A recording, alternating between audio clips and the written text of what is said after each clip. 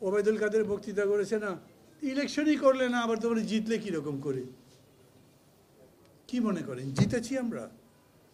বর্তমান পরিস্থিতিটা কেমন?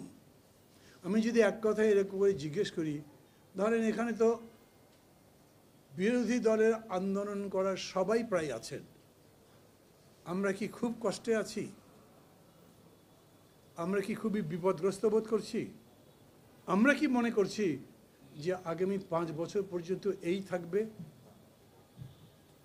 ভিন্ন দিকে দেখেন সরকার কি মনে করছে? এই রকম একটা ইলেকশন মানে 420 করুক যাই করুক, পার তো হয়েছে। আমি তখন বলতাম সূর্য উঠবে সূর্য ডুববে, 7 জানুয়ারি আসবে, দিনের আলো শেষ হবে, সন্ধ্যা হবে, তারপরে দেখবেন যে ফলাফল ঘোষণা হতে থাকবে। এই দিয়ে জয় পরাজয় হবে না, কারণ তারপরেও সূর্য উঠবে, তারপরেও আবার দিন আসবে, রাত আসবে, দিনটা চলতে থাকবে। কীরকম চলছে? খুবই কমফোর্টেবল থাকবার কথা না সরকারের? আরে পাত্তাই দিই না, কি বিরোধী দল তো নাই, আমরা যা ইচ্ছা তাই করেছি, একটা হাবভাব হবার কথা। বরঞ্চ দেখছেন প্রধানমন্ত্রী নিজে বলছেন আমাকে যদি ফেলে দেয় ওরা, তারপরে কে ক্ষমতায় আসবে?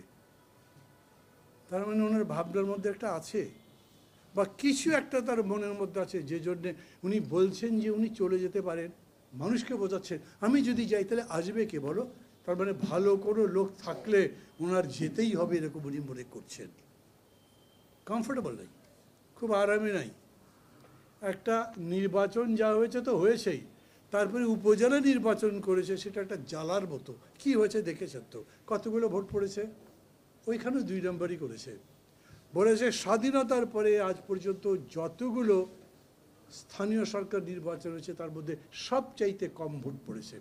একটা অদ্ভুত জিনিসকে দেখেন, মানুষ হয়তো বলছে যে তোমরা তো জিততে পারোনি, কারণ সরকারের তো পতন হয়নি।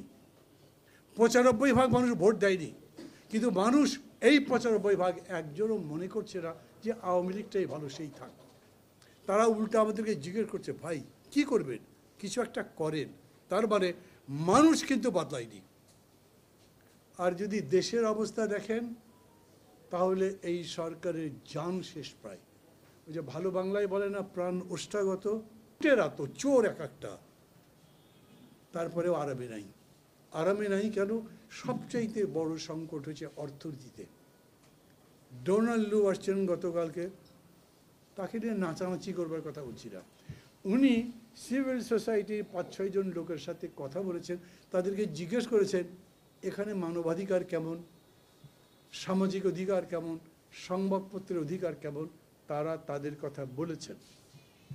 কি বলেছেন জবাবে সেইটা পত্রিকায় লেখেনি, কিন্তু ডোনাল্ড লুকে যখন জিজ্ঞেস করেছে তখন উনি বলেছেন যেভাবেই হোক একটা নির্বাচন হয়েছে, আমরা তো মনে করেছিলাম তারপর পরিস্থিতির কোনো উন্নতি হবে। আজকের পেপার পড়ে দেখবেন উনি বলছেন আমি অবাক হয়ে গেছি, এরপরেও পরিস্থিতি এত খারাপ কেন।